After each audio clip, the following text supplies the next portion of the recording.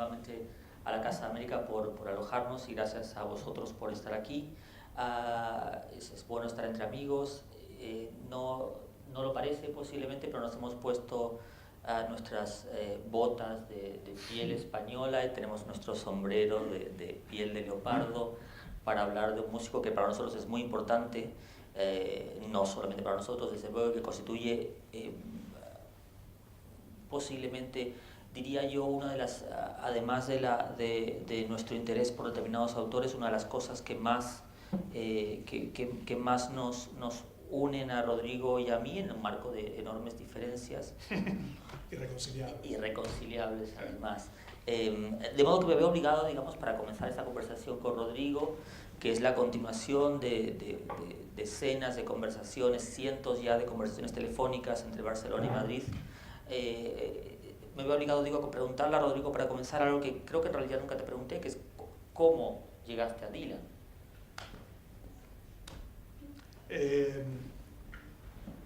una manera un poco extraña. En mi casa, bueno, voy a escaparme un poco de la pregunta. Hoy viniendo para aquí, en el tren, en el AVE, salió una película de Bill Murray, porque las películas de Bill Murray no importa, no son con Bill Murray, son de Bill Murray, siempre sin importar quién las dirija, ¿no? O sea, la película se llama Saint Vincent, San Vicente. ¿Qué tal está? ¿Qué tal está? Bueno, la película es un poco interesante de verla porque es la película donde Bill Murray se ve convencido por su agente. Le dijeron, vamos a ver si esta vez finalmente nos ganamos el Oscar. Entonces, es una película con madre soltera, niño adorable, sacerdotes, esposa con Alzheimer, él en un momento tiene un ataque de hemiplegia, es veterano de Vietnam, digamos, todas las condiciones posibles que le podrían haber, tiene un momento de recuperación y de rehabilitación física en el hospital, o sea, todo por lo que se ganaron Oscar, De Niro, Dustin Hoffman, para ver si Bill finalmente conseguía su Oscar. No lo consiguió, por supuesto, porque es Bill Murray y en el fracaso de Bill Murray está su grandeza siempre, ¿no?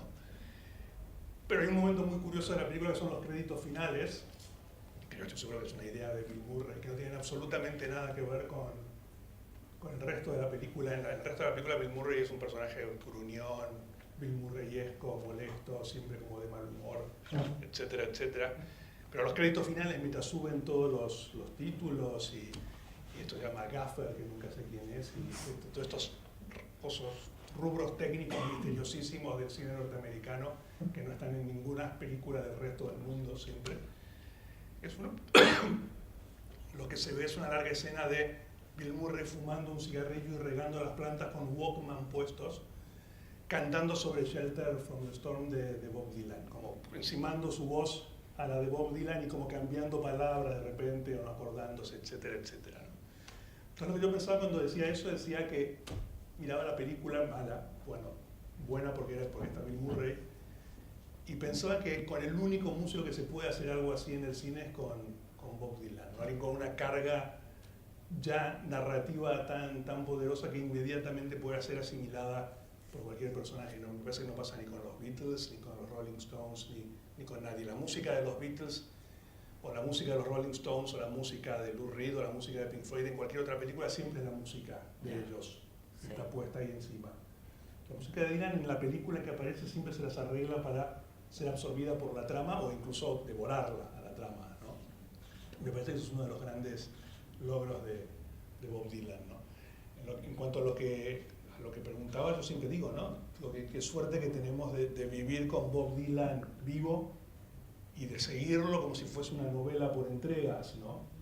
Sabemos que falta poco por una cuestión lógica, pero yo lo empecé a escuchar en los años, a finales de los 70, y faltaba muchísimo todavía, ¿no? Y aparentemente estaba acabado Bob Dylan ya. Sí, cierto. El primer disco que yo escucho de Bob Dylan, que me compro de Bob Dylan, porque en mi casa, si bien mis padres eran una pareja de la inteligencia porteña muy paradigmática, no había discos de Bob Dylan, probablemente porque los dos eran muy negados con el idioma inglés, ¿no? Y Bob Dylan es un artista que todo el tiempo te está refregando el inglés en la cara, ¿no? No pasa ni con los Beatles, ni con Cat Stevens, ni con Pink Floyd, ni con otros músicos que sí estaban ahí representados. Y el primer disco que yo me compro de Bob Dylan me lo compro por la portada, porque me intriga mucho, que es una de mis portadas favoritas de Dylan, que es la de Street Legal, ¿no? Es una foto, no sé si la conocen, que está Dylan como asomado a un portal, con un trajecito ridículo, como con un chalequito, como escapado de la chorus line de Las Vegas, de una orquesta de Las Vegas, y mirando a ver si lo están viendo, algo por el estilo. Sí había en mi casa el póster famoso de Bob Dylan de Milton Glaser, esta silueta negra con el pelo con colores, porque mi padre era diseñador gráfico y era muy fan de Glaser. Pero yo en realidad llego a Dylan y compro ese disco por otro camino, llego por Kerouac. Yo era muy fan de Kerouac y viendo un libro, una biografía de Kerouac o algo, veo esta foto de la tumba de Kerouac donde está en Ginsberg, a quien siempre detesté y seguiré detestando. Y Dylan tocando la guitarra, yo sabía quién era Dylan, pero no lo había oído. Y dije, bueno, vamos a escuchar a Bob Dylan a ver de qué se trata esto, ¿no? Y ese es mi primer show. Lo empiezo a escuchar para atrás después. El segundo que compro es Blood on the Tracks. Y lo tercero que hago es como el gran gesto monstruoso, es consigo dinero no sé cómo y me compro el mismo día importados, que eran como se conseguían en Argentina, Bring It All Back Home, Highway 61 y Blonde on Blonde, y los escucho con audífonos por primera vez a lo largo de una noche. Y yo a la mañana siguiente ya era una persona diferente, ¿no? Era como sentí como que mi ADN se había modificado para bien, espero. No sé cuál es tu caso, por ejemplo. Es bastante diferente, es posterior naturalmente. Yo estaba a comienzos de los 90 estaba yo en un periodo de experimentación. ¿Qué detalles de eso? Bueno, era muy aficionado al rock y naturalmente pues un par de amigos y yo nos sometimos a las experiencias que considerábamos que nuestros ídolos del rock habían experimentado y que habían sido las que habían generado sus canciones. Convencidos de que podíamos escribir Lucy in the Sky with Diamonds, tomábamos LSD y demás cosas. Fue un periodo muy interesante, pero en cualquier caso el mayor de nosotros estaba convencido de que ya había cosas que constituían, digamos, la educación sentimental de cualquiera de nosotros que eran estadios que todos debíamos completar. Era una especie de hipotético recorrido que culminaría, Dios sabe con qué, posiblemente con el jazz. En mi caso concluyó con el jazz, por decirlo así. Pero el caso es que amigo mío me grabó unas cintas de Pink Floyd, con las cuales la identificación fue inmediata, de inmediato me interesaron, pero también unas cintas Bob Dylan. Me hizo una cassette como estas que hacíamos en aquellos lejanos tiempos, con sus canciones favoritas de Dylan, que eran todas básicamente de los primeros 3 o 4 discos. Y la escuché 2 o 3 veces y no me interesó demasiado, francamente. Tiempo después, sin embargo, conocí en un viaje un poco iniciático a Mendoza, en el cual fui expulsado de la frontera chilena por ser menor de edad y no tener permiso de mis padres para salir del país. En ese viaje, conocí primer encuentro con chilenos, no fue lo que se puede decir el más fructífero de ellos, pero allí conocí a un norteamericano que estaba viajando por América Latina, estos típicos viajes que los norteamericanos hacen por la parte de América que les robó su nombre, según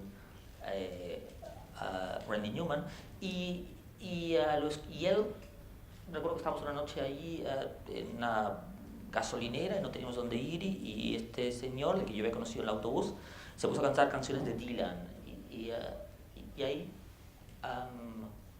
algo me atrapó, digamos. Lo que hice a continuación fue, apenas reuní el dinero, fue comprar en una librería de segunda mano los primeros 3 bootlegs. La caja, ¿recuerdas la caja larga y muy incómoda, muy difícil de colocar? Sí. Que era la primera entrega de estas bootleg series que Bob Dylan ha venido llevando desde entonces.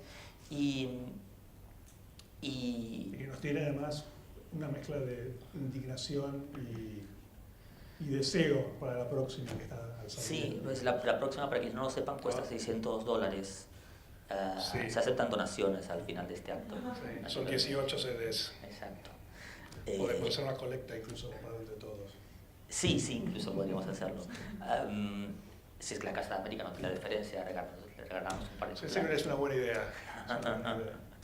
Pero el caso es que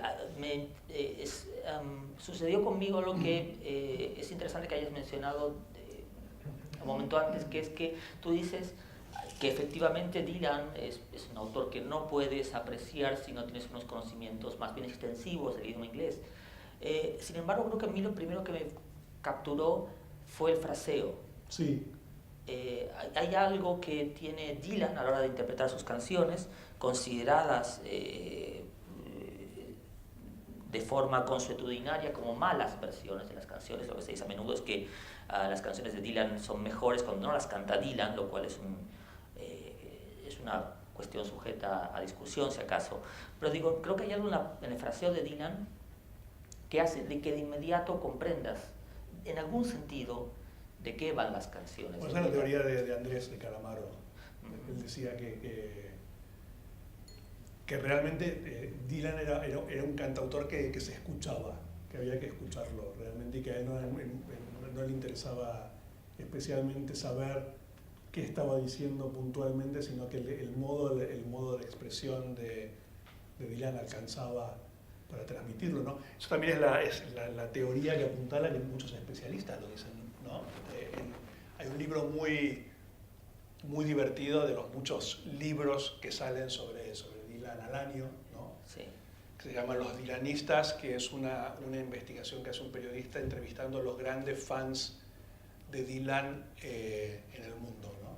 Y uno de los que investiga y a los que entrevista es una cantante de ópera que iba para gran cantante de ópera, y en un momento, bueno, todos le hablaban de Dylan y decía, no voy a escuchar a este tanado, que nada me interesa menos, y escucha a Dylan, y desde la ópera ella, que también es un lenguaje que muchísima gente disfruta sin entender el idioma, ella deja absolutamente su carrera y se dedica a seguirlo a Dylan por todo el mundo, porque comprende que no hay cantante más virtuoso y excelso que Bob Dylan a la hora de transmitir emociones, ¿no? Sí, es muy misterioso ese proceso, porque incluso en sus horas más bajas... Todavía que... Prometo no volver a hacerlo. Bueno, lo voy a hacer una vez más porque me gusta. Incluso en sus horas más bajas, digo, Dylan tiene la particularidad de hacer de el fraseo de una canción, por otra parte, más bien convencional, algo en cuanto a melodía y en cuanto a armonía, algo muy sugerente. Sí, lo que lleva a que, digamos, como él ha dicho en más de una ocasión, sea difícil para él y no carezca de todo sentido interpretar una y otra vez la misma canción. Sí. El esfuerzo de interpretar la misma canción es un esfuerzo inútil para Dylan, cosa que creo que puede o podría o incluso debería proyectarse al ámbito de la literatura. Sí, bueno, también dicen que los cambios que introduce Dylan noche a noche sobre sus propias canciones en cada concierto tienen que ver con una especie de gesto de soberbia, coquetería, en cuanto él detesta que canten con él, el público, porque quiere que lo escuchen. Sí. No, lo que dice Dylan es que le parece muy raro que muchísima gente salga de sus casas, pague una entrada y vaya a cantar en voz alta teniendo una persona que está enfrente cantando, ¿no? Es una cosa que le desconcertó siempre. Dice que cuando él era joven iba a verlo a Elvis y a Buddy Holly y a Johnny Cash, lo que menos se le pasaba por la cabeza era ponerse a cantar, iba a escucharlos, ¿no? Exacto, sí. Hay que pensar en el esfuerzo de una persona que en los últimos 25 años ha pasado tocando aproximadamente 200 días al año, sí, para versionarse siempre a sí mismo y pensar si acaso que en ello también hay una especie de elección, ¿no? Sí, y también lo acerca, me parece, al terreno de los escritores, ¿no? Que básicamente escriben todos los días. ¿No? Me parece que también lo que hace Dylan es estar escribiendo y reescribiendo sus canciones y puliéndolas, empeorándolas y mejorándolas o transformándolas por completo, ¿no? Sí. El sentido me parece que es realmente una decisión muy valiente y que es muy, muy privilegiado, ¿no? Y que además fue tomada en la peor de las circunstancias, Sí. En sus momentos más bajos, que Sí, son los sí. momentos en los cuales, por una parte, digamos, yo comencé a escucharlo en vivo, Ya. pero creo que tú tienes unas experiencias anteriores de conciertos en vivo, ¿verdad? Bueno, yo como todo argentino, nacido en el 63 y viviendo en Argentina, hasta una determinada edad, los músicos no llegaban durante muchísimo tiempo, entonces era una especie de pura audición como de exprimir los discos, incluso los libros que sí llegaban de España con las letras en inglés en una página y en español en la otra, Sí. y aprender un poco inglés así, incluso, ¿no? Y Dylan viajó para, creo que había estado en un kibutz en Entre Ríos como de incógnito en los 70, pero por primera vez viajó en el 91. Me acuerdo perfectamente de esto porque es como uno de los momentos más importantes de mi vida, ¿no? O sea, me acuerdo que el concierto iba a ser en junio o en julio y se suspendió porque hubo un brote de cólera en Argentina y entonces misteriosamente Dylan suspendió aduciendo motivos muy, muy extraños, y todos sabemos que Dylan debe ser como Howard Hughes, ¿no? Debe ser como una especie de psicópata de las bacterias y de los gérmenes, y dijo, no, yo a un lugar donde hay cólera no voy. Y yo dije, bueno, no va a venir nunca más, pero fue en agosto finalmente. Y mi primera experiencia con Dylan tocó 3 noches seguidas en los que están considerados 3 de los peores conciertos de toda su carrera. O sea, por los fanáticos. Estaba completamente borracho, decían, que era una época en que él bebía muchísimo, y me parecieron fascinantes. Realmente fue increíble. Por estas cosas totalmente, yo saqué entrada para los 3 conciertos porque sabía esto de que cambiaba el repertorio todas las noches, y efectivamente tocó una de las noches tocó Blowing in the Wind y nunca más volvió a tocarla, una noche tocó Like a Rolling Stone. O sea, había que ver los 3 conciertos para tener como una trilogía del Señor de los Anillos, ¿no? Tener un poco una idea bastante acabada.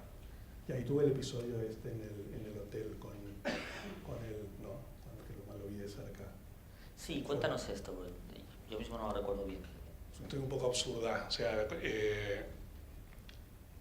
No es la vez que se rió de Calamaro, naturalmente, ¿no? No es la vez que se rió de Calamaro. No, eso fue aquí. Después la contamos, ¿no? Bueno, pues ya veremos. Bueno, una amiga mía trabajaba con la organización que llevaba a Dylan a la Argentina, entonces era la encargada de estar en el hotel y en caso de que Dylan necesitase algo. Y Dylan llegó y le dijo, no te voy a necesitar absolutamente para nada, o sea que te puedes ir a tu casa, pero de todas maneras la dejaron ahí en el hotel como haciendo guardia, ¿no? Y yo vivía a la vuelta justo del hotel, y entonces iba a cada rato y le decía, vamos a tocarle la puerta a Dylan a ver si necesita algo, vamos a tocarle la puerta a Dylan. Me decía, no puedo. Me dijo que no, y iba hasta que la volví tan loca que me dijo, bueno, vamos una vez. Si no nos abre la puerta ya no me molestas más, ¿no? Yeah. Y dije, bueno, ok, vamos. Entonces subimos a la habitación. Creo que había viajado con 2 hijos, me parece. De los reconocidos. De tez blanca. Y Descartamos las coristas. Sí. Y entonces tocamos la puerta y no abren la puerta, ¿no? Y mi amiga me dice, bueno, ya está, listo, ya. Y yo, no, toca de vuelta. Entonces, porque yo escuchaba como unos movimientos al otro lado de la puerta, como que se arrastraban. Que toca de vuelta. Entonces, toca de vuelta y finalmente se abre la puerta y me encuentro con Dylan a esta altura, esta separación, como medio metro. Entonces Dylan era como de esta estatura, muy bajito. Te llegaría al cinturón, sí, ¿no? más o menos, no tanto, pero era muy, muy bajo, con todo el pelo así tipo hongo atómico. tenía una de estas camisas de cowboy bordadas, las nudie shirts, estas como muy llenas como de pájaros y entonces yo miro hacia abajo y está en calzoncillos, con unos boxers y con unas piernitas que son así como parecían como que había tenido poliomielitis de niño, o sea, eran como 2 palitos, así, pero que era realmente pasmoso. Entonces, claro, nos quedamos así los 3 como mirándonos. No, yo decía, bueno, estoy viendo a mi héroe por primera vez en mi vida de cerca en calzoncillos, ¿no? Que yo no sé si era un privilegio o era una maldición, ¿no? Y entonces dice, what do you want? ¿No? Así en plan, yo pensando inmediatamente, suena a Dylan realmente, ¿no? O sea, la voz era como Dylan. Y vemos que tiene algo en la mano, que sostiene una especie de cosa en la mano que no entendemos muy bien qué es. Y como era bajito, yo miro así como por encima del hombro de él y veo que está la bañera, la puerta entreabierta del baño y la bañera llena con unas cosas como que se mueven adentro de la bañera, como moviendo así, como anguilas, una cosa rarísima. Y digo, ¿qué es esto, no? Entonces vuelvo a mirar la mano y veo que lo que sostiene en la mano es uno de estos panes de jabón como de Marsella, ¿no? Los grandotes estos como clásicos, ¿no? Y veo que lo que estaba en la bañera estaba la bañera llena hasta el borde y llena de blue jeans flotando dentro y que él se había estado lavando los blue jeans, ¿no? Entonces mi amiga ve esto y le dice, señor Dylan, por favor, haga uso del room service de la tintorería del hotel para lavarse sus pantalones. No sé cuánto es Dylan, la mira ella y ella dice, my jeans, nobody's going to touch my jeans. ¿No? Se empieza como una especie de perorata, como de 10 minutos, diciendo, my mother told me never to wash my jeans with strangers. O sea, como una especie una canción de Dylan, o sea, diciendo, no, mi madre me prohibió nunca, los jeans son lo más íntimo del hombre. O sea, nadie tocará mis jeans porque mis jeans y los cowboys cabalgando hacia el horizonte en una especie de locura así. Y estamos nosotros así escuchándolo, pasmados. Y termina y nos cierra la puerta en la cara y nos quedamos mirándonos así. Y me dice, ¿estás contento ahora acá? Sí, no, por supuesto. Y después lo volví a ver en Davenport y ahí ya me subí al escenario y canté. Si alguien tiene en algún momento accede al bootleg del concierto de Davenport en el año... Aparece Bob Dylan, aparece Rodrigo Fresanzu cantando Blowing in the Wind con Bob Dylan. No, Rainy Day Women. Ok, mejor aún. Sí, es muy factible que considere sus jeans algo que no debería tocar un extraño. Yo creo que es la Al cosa parecer no se deja tocar la mano. Bueno, es como de provinciano, ¿no? También del tipo que se crió... Lavándose los jeans. Sí. En un lugar donde había mucha mugre. O sea, sí. Mucho polvo, ¿no? Sí. Desde entonces yo me lavo mis jeans también. He aprendido del ejemplo. Mirad qué bonitos los tienes. Están un poco desteñidos, se ve que le echas cambio de jabón, ¿no? Mucho jabón. Por mi parte los conciertos fueron siempre en Alemania, pues fue naturalmente cuando marché de Argentina a Alemania, lo vi por primera vez en Hannover, en español. El público alemán para un concierto de él es muy extraño, ¿no? Es muy respetuoso, como todo, como los conciertos, como los partidos de fútbol, naturalmente, ¿no? Pero después de años de escuchar bootlegs de conciertos, incluyendo conciertos en España, donde a menudo es mucho más interesante lo que la gente cerca de quien está grabando comenta que lo que Bob Dylan está tocando o cantando, tengo que decir que son conciertos muy limpios, en los cuales uno puede escuchar efectivamente lo que el hombre hace. Sí tengo el recuerdo, diría yo, más que el concierto en sí, aunque después conseguí el bootleg del concierto, de la profunda emoción que provocaba ver a alguien que ya en aquel momento me parecía que tenía una ventaja en cuanto a músico respecto a los escritores, que consiste en que su arte es performático, digámoslo así, ¿no? No existe si no están ellos allí. La impresión de ver a Dylan en vivo era tan grande que convirtió a partir de ese momento los discos en meros remedos de su presencia, que es por otra parte la forma en que él los concibe, ¿no? Sí, son como souvenirs, ¿no? Que son como postales, pero que la verdad pasa en el directo siempre, ¿no? Sí. Incluso aquellos discos que yo he podido seguir en virtud de que he ido escuchando los conciertos después de haber escuchado los discos, o de forma contemporánea a la publicación de los discos, hacen ver cómo Dylan hace en los discos concibe los discos como borradores en los cuales, digamos, de cosas que tan solo van a adquirir su forma en el concierto. Hay cambios de patrones, hay cambios de ritmos, hay cambios de entonaciones que se producen tras la sucesiva reproducción de las canciones, la interpretación de las canciones, y que desde luego no hacen justicia a los discos. O mejor dicho, llevan a que los discos no hagan justicia a la interpretación de Dylan en vivo. Sí. Bueno, hay una anécdota muy linda de un músico de Dylan, de la banda de Dylan, que le dan como un concierto muy bueno y él está muy contento y le dice, ¿por qué no salimos a hacer los bises y tocamos Like a Rolling Stone como la versión original, ¿no? Que Dylan lo mira y le dice, ¿cuál es la versión original? Y dice, no, la que está en el disco. Y dice, no es la original, esa es la que quedó en el disco ese día, digamos, pero no hay versión original, ¿no? La famosa frase es que los discos reproducen lo hecho en un día y nadie quiere vivir ese día una y otra vez, ¿no? Creo que ahí también hay una enseñanza. Y de hecho creo que la diferencia sustancial entre la forma en que Dylan nos ha influido a ti y a mí es que en mi opinión Dylan, hasta donde yo sé, aparece más como personaje, como inspiración en el plano de el argumento. En tus libros está muy presente en Jardines de Kensington, por ejemplo, hace cameos en diferentes libros tuyos, mientras que en mi caso no aparece nunca, creo, pero a su vez sí ha influido la forma de concebir algunas cosas, por ejemplo los textos como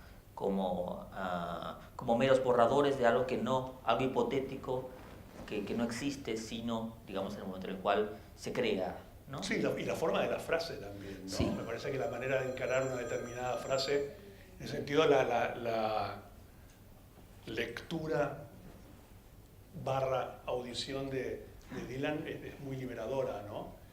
Para mí el fraseo de Dylan y la frase de Proust están más o menos, van más o menos de la mano, no digo que sean lo mismo, pero me parece que producen un efecto que me gusta y que me interesa, ¿no? Es un tipo de respiración larga, ¿verdad? Sí, pero además de determinada frase y además saber cómo administrar un determinado efecto, cómo contar una historia, ¿no? Hay canciones de Dylan que son cuentos formidables, ¿no? Hay cosas que hace Dylan, por ejemplo, canciones como en Black Diamond Bay, que coge el Victory de Joseph Conrad y lo cancioniza y lo hace propio. Y hay una cantidad de trucos narrativos de Dylan que yo los he usado muchas veces, ¿no? Por ejemplo, esto de contar una historia desde afuera y aparecer en la última estrofa, ¿no? Que a mí me parece una cosa formidable y creo que lo leí por primera vez en él, ¿no?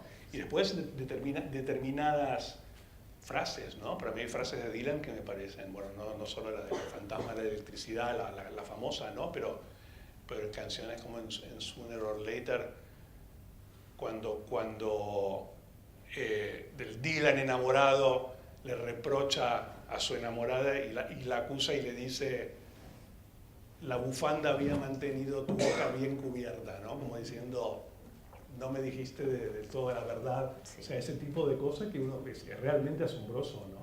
El grado de economía. De repente, por ejemplo, en otros cantautores como en Leonard Cohen, que a mí puede parecer muy admirable también, me parece como mucho más artificial y mucho más calculado y mucho más, tal vez más cercano a la tarea del poeta puntual, ¿no? A una mayor precisión.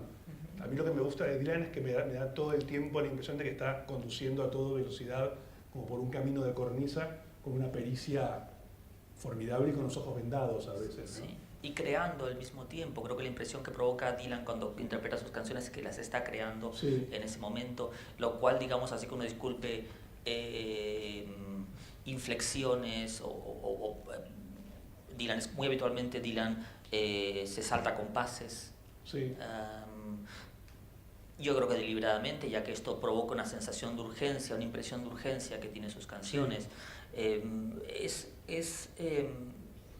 Hay también una cuestión que me parece fascinante, que es que, como todo el mundo sabe, las canciones pop se basan en tres estructuras. Hay tres tipos de canciones populares que naturalmente provienen del folk y del blues y de todo aquello que, digamos, Dylan conoce muy bien y que nosotros de alguna forma, llegado a este punto, conocemos más a través de Dylan que a través de otros lugares, otras fuentes. Incluso de los madrigales europeos y las canciones folclóricas inglesas. Y exacto.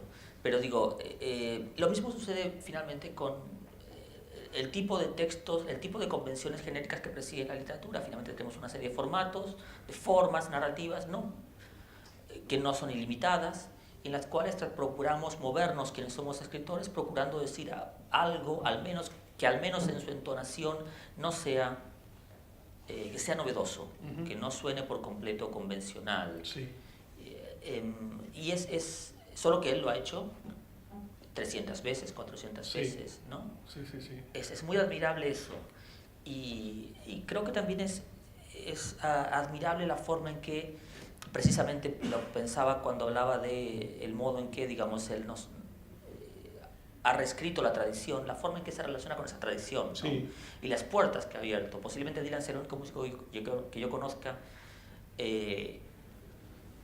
que ha abierto puertas a otras cosas. Muchas de las cosas que me interesan actualmente, y supongo que te sucederá lo mismo, son notas a pie de página de la biografía de Dylan, digámoslo así, ¿no? Sí. A través de Dylan es que uno llega a Woody Guthrie, a través de Dylan llega uno a el country que vale la pena escuchar y que es interesante, lo que los americanos llaman roots music, la americana. Casi todo pasa por Dylan en un momento u otro, incluyendo el jazz en un momento, ¿no? Sí.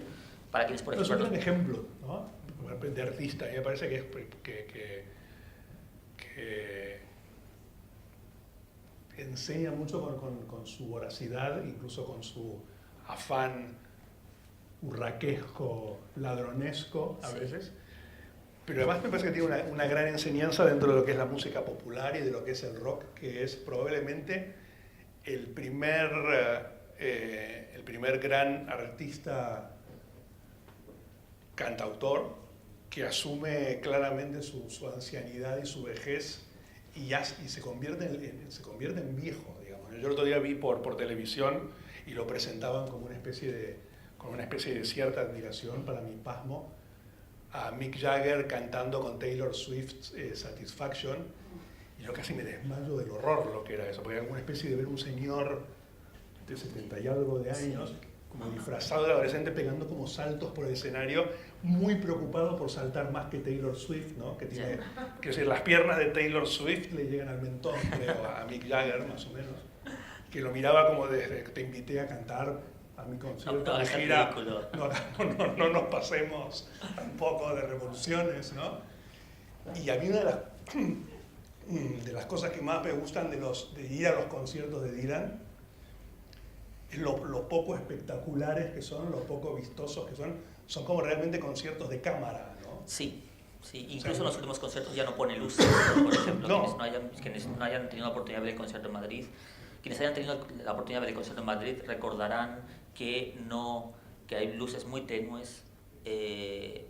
Ha prescindido buena parte de los elementos que otras bandas llevan al paroxismo para, digamos, concentrar la atención del público, para que el público tan solo tenga interés en las canciones, lo cual es muy notable. No, además, por ejemplo, prohíbe incluso que se ponga algo tan sencillo como una especie de pantalla al costado que amplifique. Y a mí me encantó, porque en una entrevista le preguntaron por qué hacía eso, por qué prohibía las pantallas para que se lo pueda ver bien. Sí. Y él decía, es que los músicos tenemos este tamaño, no tenemos esto, o sea, no somos así de grandes, ¿por qué nos van a ver grandes si no somos grandes? Exacto. Que era como una idea de una simpleza y un infantilismo absoluto, pero al mismo tiempo dice mucho, ¿no? Una idea completamente anacrónica, ¿no? Recientemente estaba yo en conciertos, más explícitamente en un concierto de Morrissey, y lo que me impresionaba era que la industria del entretenimiento ha cambiado tanto, incluso en relación a cuando yo comencé a ir a conciertos, que ya la experiencia no parece ser, el atractivo de ir a un concierto no parece ser escuchar al músico, que es allí donde pone, Dylan, el énfasis, sí, sino más bien en dar cuenta de la asistencia al concierto mediante vídeos, autofotos, sí, etcétera, etcétera, sí, ¿no? Sí. Casi todas las personas que estaban a mi alrededor, naturalmente muchas mucho más jóvenes que yo, no estaban escuchando, estaban dando conversando con amigos de ellos que no habían podido asistir al concierto acerca de lo que supuestamente estaban viendo en el concierto, que no estaban viendo, desafortunadamente. Eso es tan notable y está tan extendido que convierte prácticamente a Dylan en una especie de dinosaurio que se arrastra por los escenarios del mundo. Ahora bien, respecto a lo que decíamos hace un momento, creo que casi todos los artistas de relevancia, en mi opinión, son aquellos que, o aquellos que yo mejor recuerdo y más admiro, son aquellos que han abierto puertas, ¿no? Me pasó cuando yo comencé a leerte a ti, mucho antes de conocerte, cuando, digamos, a través de ti llegan autores como Philip Dick o Richard Brautigan y demás. Y con Dylan pasa algo similar, que no pasa con otros músicos. Es difícil, es cada vez más difícil encontrarse con músicos que amplíen, digamos, el repertorio, el diccionario de uno mismo, más que con su propia presencia. Lo cual tiene que ver posiblemente con el hecho de que Dylan es un erudito. Alguna vez le preguntaron a Bono acerca de a quién consideraba el mejor compositor del siglo XX, y él decía, pues, el mejor compositor es desde luego aquel que tiene la biblioteca, la discoteca más grande, y nadie tiene una discoteca tan grande como Bob Dylan. Bueno, dijo, nadie la tiene más grande que Bob Dylan, pero no se refería a la discoteca. En cualquier caso, el hecho es que efectivamente su vocabulario es muy amplio, su vocabulario musical es muy amplio, y creo que también pone de manifiesto, y eso es otra lección de Dylan, que la posesión de un don, en este caso la capacidad de componer canciones, pero en cualquier caso la capacidad de crear arte en general, de escribir literatura, como en nuestro caso, no está reñida, sino que está íntimamente vinculada con un conocimiento casi enciclopédico de esos ámbitos, ¿no? Sí, bueno, pues la gran sorpresa para mí y para muchos, y supongo que para ti también, fue cuando se anunció que iba a salir el primer volumen hasta ahora de la autobiografía de Dylan, que todos como empezaron a temblar diciendo, bueno, va a ser un libro como tipo tarántula o surrealista, y lo asombroso de ese libro es el rigor y el estilo con el que está escrito, que es como una mezcla de literatura noir, ¿no? Como de detective privado y de mirada completamente clínica, viéndose desde adentro y desde afuera al mismo tiempo, y por supuesto mintiendo muchísimo, ¿no? O sea, mareando a la perdiz de una manera increíble, ¿no? Creo que la autobiografía Chronicles ponía de manifiesto, porque además incluía muchísimas citaciones más o menos encubiertas a cientos de autores, ponía de manifiesto como buena parte de su obra el carácter de archivo de buena parte de la cultura contemporánea. Dylan anticipándose a prácticas ya por completo estandarizadas, provenientes del ámbito del arte contemporáneo, como la apropiación o incluso el plagio concebido desde el punto de vista artístico. Viene haciendo esto desde la década de los 50, incorporando fragmentos de la tradición que relanza o que devuelve al presente de una forma que algunos consideran espuria o criminal, digámoslo así, en términos de derechos de autor y su protección, pero que en realidad constituyen, digamos, la única fuente que tenemos o la única modo que han encontrado de devolverlas a la conciencia colectiva. No, pero además yo creo que todo eso está muy disculpado en el caso de Dylan y el de tantos otros, porque no es el único. Lo que pasa es que también esto que de lo cual acusan a Dylan le pasaría, creo que a cualquier autor del... Hay uno que van a meter preso en Argentina por estas cosas. No, pero quiero decir, pasa con los Beatles, pasa con cualquiera, quiero decir, el grado de atención, de inspección y de curiosidad sobre Dylan siempre ha sido muchísimo más intenso que sobre otros autores e intérpretes, básicamente porque no se sabe muy poco. No se sabe dónde vive Dylan, por ejemplo, que es una cosa bastante curiosa, ¿no?, el día de hoy. Pero además lo que me parece que cualquier gesto de apropiación de Dylan o de reformulación o de manejo o de citación está completamente disculpado, porque me parece que lo hace a partir de un ejercicio muy exquisito del arte de la memoria, ¿no? Sí. Que es algo que se va perdiendo también, ¿no? Yo el otro día estaba conversando, no sé con quién, y me decían, no puedo creer la buena memoria que tienes, me decían de mí, ¿no? Y yo le decía, lo que pasa es que yo tuve 15 años de periodismo de redacción sin Google. O sea, que quiero decir, había que entrenar la memoria de una manera, o sea, parte de tu profesión era ser memorioso. No había una cantidad de soportes, ¿no? Y yo extraño profundamente discusiones a las 3 de la mañana que podían demorar horas sobre quién había actuado en tal película o qué años había. No había forma de por lo menos de comprobar eso en el acto. Y me parece que también, y es algo que se lo ve muy claramente en Dylan, digamos, ¿no? Se ha perdido, por ejemplo, costumbres para lo que es el arte de la narración, como contar un cuadro, recordarle una película a alguien, tararear una canción, quiero decir, todo lo que queremos mostrar lo tenemos en el acto y tenemos la versión fiel. Sí.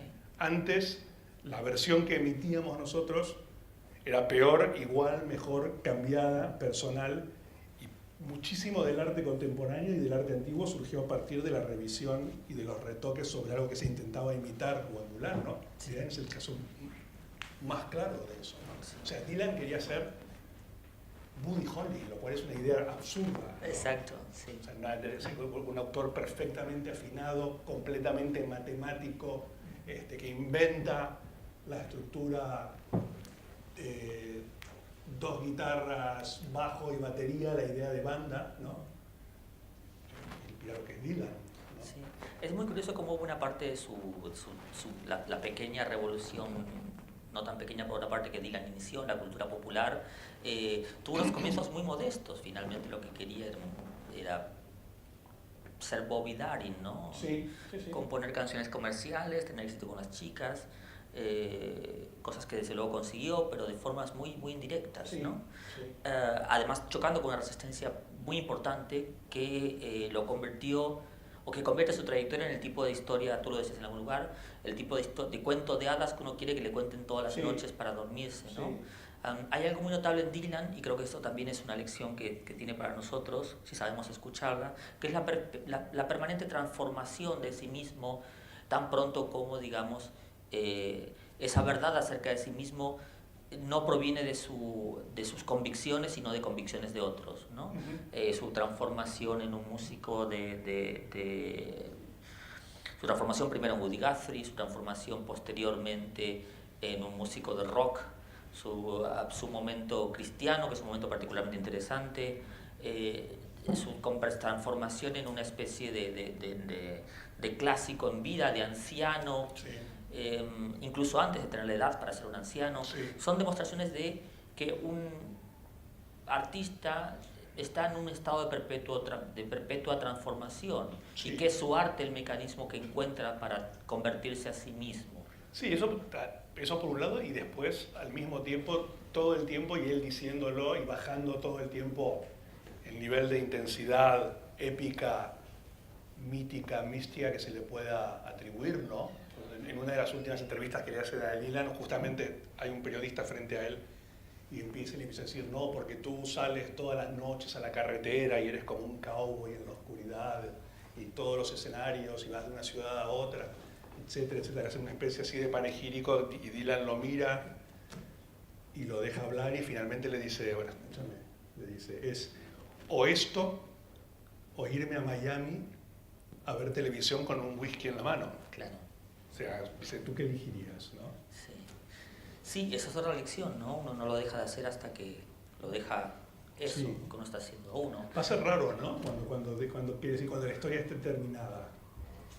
Es que posiblemente no haga sino comenzar, sabremos muchas más cosas que... No, se va a saber, va a salir cosas así, sus Horribles, apoderados se van a ¿no? encargar de seguir exprimiéndonos alegremente. Pero quiero decir, no, cuando no esté más... Yo en ese sentido siempre digo, ¿no? Que me siento increíblemente privilegiado de haber vivido y haber coincidido en el tiempo, ¿no? Entonces Juan Patricio ahora hace poco en junio, ¿no? Cuando fuimos al concierto, va a ser en julio. Sí, Julio. Julio. O sea, mi hijo tenía 8 años y yo decidí que su primer concierto iba a ser Bob Dylan, ¿no? Y mi hijo accedió a venir, no estaba muy interesado, me parece. No, se pasó bien, me parece. Estabas interesado en que le comprases la colección completa de Legos de Star Wars. Sí, o también, por el estilo, una especie de pequeño chantaje. Pero lo disfrutó, creo. Pero dije, bueno, va a ser el primer concierto de rock y bueno, que debute con la mejor prostituta del prostíbulo, por un lado. Y por otro lado yo le dije, mira, hoy tal vez te aburras muchísimo, pero de aquí a 20 años vas a ser el único que va a poder decir, yo lo vi a Dylan en directo y para algo ligarás, ¿no? Con esto. O sea, para algo te ayudará. Y me parece que es... Quiero decir, la gente que vio a Shakespeare actuando las obras de Shakespeare no tenía la conciencia de que era Shakespeare todavía. Bueno, eran divertidas y estaban bien, pero había 500.000, estaba Marlowe, había muchísimos del Teatro del Globo, incluso en el mismo teatro que iban rotando, no había conciencia de decir, hoy estoy viendo Hamlet, ahora cuando viene el To Be or Not To Be, no existía eso, ¿no? Pero con Dylan sí existe, ¿no? O sea, y ese como es un efecto artístico que no lo consigue cualquiera. Quiero decir, cuando uno va a un concierto de los Rolling Stones, o incluso de U2 ya, ¿no? Que son los nuevos Rolling Stones, me parece que vamos a tener en los próximos 20 años, van a ser básicamente de giras de U2 ininterrumpidas, ya son artefactos nostálgicos y reformulando su propio pasado con alguna canción nueva por una cuestión de pudor, diría, casi, ¿no? Dylan no tiene ninguna necesidad de hacer eso, ¿no? Y las canciones nuevas de Bob Dylan son tan importantes como las viejas. De hecho, los últimos repertorios de Dylan los grandes clásicos están claramente excluidos. Y está bien, a uno le gustaría oírlos, pero no es frustrante no oírlos, ¿no? Sí, de hecho, el 80% de las canciones en los últimos conciertos son nuevas. Del 2000. Es muy difícil que alguien de 70 años tenga... El último concierto en Madrid lo tocó prácticamente No. Exacto. No, y tocó, bueno, en Barcelona creo que lo mismo tocó Blowing in the Wind, que hubo gente que ni se dio cuenta que era Blowing in the Wind. Exacto, sí. Además, como decíamos, en Barcelona aprendió a tocarla. Sí. Sorprendentemente, la mejor versión de Blowing in the Wind que está dando vueltas es la que toca ahora en vivo. Es tan fascinante este caso. Es tan fascinante que creo que, y esto es el único problema que puedo, digamos, que además de una enorme cantidad de dinero que he gastado, la única forma en que Bob Dylan me ha perjudicado, digámoslo así, es que ha hecho que algunas otras cosas que podrían haber sido interesantes no lo sean por comparación, ¿no? ¿No te pasa a ti eso, que Dylan te arruinó otras cosas? Sí, bueno, las convierte en frustrantes y a mitad de... Es frustrante, para, sí. Por ejemplo, en un concierto donde las canciones suenan igual que en el disco. Sí. Es frustrante... Sí. Pero debe ser mucho más frustrante Dylan, o sea, quiero decir, alegrémonos de ser simplemente escritores, porque para los músicos debe ser tal vez muy frustrante la presencia de Dylan todo el tiempo, ¿no? Sí. No sé cuál sería el escritor que a uno le podría resultar igual de... Quizás cada uno de nosotros tiene uno así, ¿no? Sí, pero me parece que sí. La infalibilidad que uno le atribuye a un escritor, el escritor que más le guste, constituye un aliciente, pero también un... Bueno, es un pico al que nunca vas a... Pero a mí me parece muy bien, ¿no? Yo siempre cuando me enfrento a grandes pirámides, por ejemplo, cuando la típica pregunta, ¿no? Que dicen, ¿qué libro te hubiera gustado escribir, ¿no? Por ejemplo. Entonces uno dice, bueno, no sé, Moby Dick, En busca del tiempo perdido, bla, bla, bla, todos los obvios y los no tan obvios. Pero inmediatamente uno después piensa, pero un momento, si los hubiese escrito me perdería del placer y el gozo puro del lector y de no haber hecho el terrible esfuerzo de escribirlos. Pues yo creo que cuando Proust releía En busca del tiempo perdido, obviamente debería decir, bueno, me parece que está bastante bueno, ¿no? Pero al mismo tiempo está el sudor, está el sufrimiento, está la frustración, está nosotros consideramos que Proust no puede ir más lejos que eso, que no se puede ir más alto que a eso que llegó Proust, pero Proust seguramente sabía positivamente que no llegó todo lo lejos que se había imaginado, ¿no? Sí. Entonces también me parece que está bien, ¿no?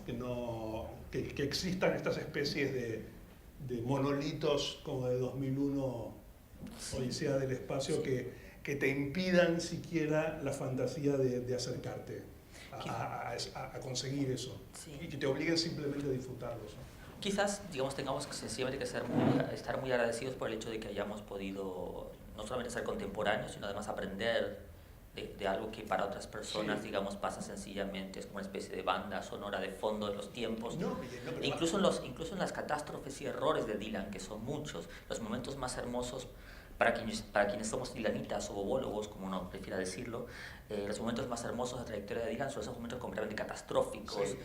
No, y que además el tiempo ha probado siempre que siempre tenían algo de acertado. Pero claro, yo pienso, debe ser horrible odiar a Dylan, ¿no? Por ejemplo, para mí y eso ha quedado perfectamente plasmado en una película que es la última esta de los Coen, Inside Llewyn Davis, Sí. donde Dylan aparece al final fuera de foco. Sí. Y Llewyn Davis el gran hallazgo de los Coen es presentar un músico mediocre bueno, ¿no? Sí. Que es lo que somos básicamente el resto de la humanidad si tenemos suerte, ¿no? Y durante toda la película, Llewyn Davis desprecia absolutamente a todos los que están alrededor de él, incluso con ciertos motivos. Sí. Y en los 2 últimos minutos de la película, él va como caminando por el bar para salir fuera, y está Dylan debutando en Nueva York, fuera de foco, ni siquiera se ve directo, empieza a cantar. Y él mira así como de reojo y dice... se da cuenta, ¿no?, de que se acabó. Sí, tiene que haber sido muy terrible esa aparición. No la deseo yo mismo para nosotros como escritores. No. Tiene que ser terrible que alguien mucho más joven aparezca en un sitio donde has estado trabajando mucho y queriendo destacar y resulte claramente superior. Yo lo vi... Posiblemente suceda y no suceda a todos, digamos. Pero yo lo vi, a mí me tocó vivirlo de afuera en Estados Unidos, y por suerte desde afuera, porque no me consideraba parte del asunto, pero a mí me tocó estar en una universidad norteamericana con todos los jóvenes escritores del momento. Quiero decir, estaba Rick Moody, estaba Jonathan Lethem, estaba Franzen, estaba Antrim, estaba Jeffrey Eugenides, y salió la broma infinita de David Foster Wallace esa semana. Claro. Era increíble. O sea, yo estaba como mirando así, era como el Titanic, ¿no? Los músicos tocando así, y estaba Foster Wallace, había ido Foster Wallace, ¿no? Con esta especie de aire de cavernícola, Sí. llegado completamente desde afuera, y probablemente sería un efecto, o sea, tuvieron suerte de que se suicidó. Iba a mencionar que es un caso simétricamente opuesto, en el sentido de que la aparición de Dylan generó una ola de suicidios en el Greenwich Village, pero en el caso de la interrupción de Foster Wallace solo generó un suicidio que fue el suyo propio, ¿no? Sí. Pero en cualquier caso, digamos, creo que ambas son obras que nos ocuparán durante mucho tiempo aún, Sí.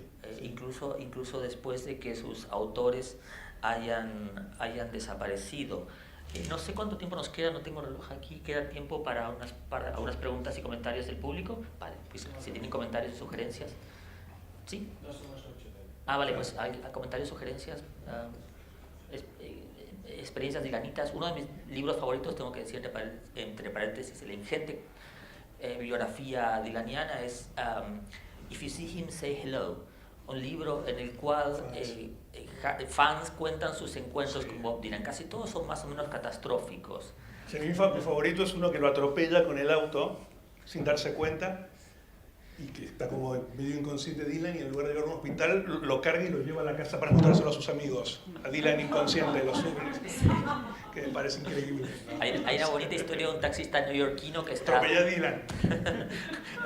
Hay una bonita historia de un taxista neoyorquino que está a punto de detenerse porque una ancianita le ha hecho señas en una esquina, pero 20 metros más allá ve a su ídolo Bob Dylan y a la ancianita le hace ¡fuera! Y coge, y se detiene donde Bob Dylan, la ancianita coge la matrícula, lo denuncia y pierde su trabajo de taxista. Yo también hubiese hecho lo mismo, naturalmente, ¿no? Al mismo tiempo supongo que es increíblemente frustrante encontrarse con Bob Dylan en pantalones o sin ellos, digamos. Sin ellos. ¿No? Bueno, por el caso de los fans de Dylan merece una parte. Bueno, el libro este que comentaba termina con una cosa bastante tremenda, ¿no? Que parece que Dylan detesta a todos estos dilanitas que lo siguen a lo largo de todo el mundo y que tienen 70 y pico de años ya, como él, o sea que no puede verlos, y que entonces les hace como trampas la gente de seguridad, porque están todos desde 2 días antes haciendo la cola para entrar, para estar en la primera fila, y dice que a Dylan le perturba mucho ver a esta especie de momias, zombies, como de crédito, que Dylan lo que quiere son chicas lindas adelante. Exacto. Se quiere que vayan a buscar. Entonces la gente de seguridad de Dylan tiene como instrucciones para engañarlos, ¿no? Para decirle, oye, ustedes que están adelante, Bob va a estar en un bar aquí a la vuelta y va a cantar 2 canciones nada más que para ustedes, y todos pierden el puesto, van todos como corriendo, ¿no? Y quedan como atrás. Por esa razón le pedí a mi esposa Giselle que se pusiese un vestido amarillo, claro, en el concierto de Barcelona, y recibimos varias miraditas de Dylan. No, pero lo que dicen que hace ahora en los últimos conciertos de Dylan es algo muy perverso, es que parece que pone espejos muy grandes para que sus fans, estos fans septuagenarios se vean y se asusten. Ah, sí, lo de Calamaro. No. Pues hay una parte que se puede contar. La de cuando Bob se enfadó con Andrés por su... No, bueno, está bien. Cuando vine en el 99, creo que es que viene Dylan a España. Lo voy a contar porque es enternecedor y lo deja en un lugar muy tierno a Andrés Calamaro, que es Exacto. un gran fan de Dylan, ¿no? Aunque originalmente era un gran fan de Tom Waits. No. Me decía que era superior a Tom Waits y conseguimos reeducarlo. Vino Dylan en gira aquí y Andrés se ofreció a ser telonero de Dylan, haciéndose cargo de todos los gastos. Simplemente para abrir los conciertos de Dylan, creo que él se hacía cargo de todo. Y alguien se lo habrá comentado a Dylan y ha dicho, perfecto, no tengo ningún Me ahorré el telonero.